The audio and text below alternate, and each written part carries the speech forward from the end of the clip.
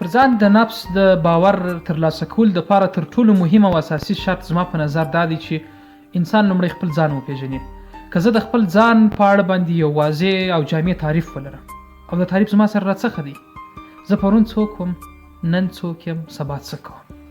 مثال، پرون ما په کومه کچه تحصیلات درلودل، نن په کومه کچه یم او د راتلونکي دپاره مې پلانونه څه دي او په کومه کچه باید زه تحصیل وکړم. کله چې انسان خپل ځان وپېژندي او په خپل ځان کې د ظرفیت لوړونې یا په ځانګړې توګه په خپل ځان کې هغه نقاط او هغه قوه چې دی په ځان کې لري وپېژندل او دا محرکه وساتي، پر کار یې راولي، دغه انسان به د نفس د اعتماد پر اساس باندې خپلې وړتیاوې پېژندلې وي او یو بریالی او پرمختللی ژوند به یې په نصیب سوی وي. راځئ نو لومړی خپل ځان وپېژنو تر څو لا مفید تمام شو.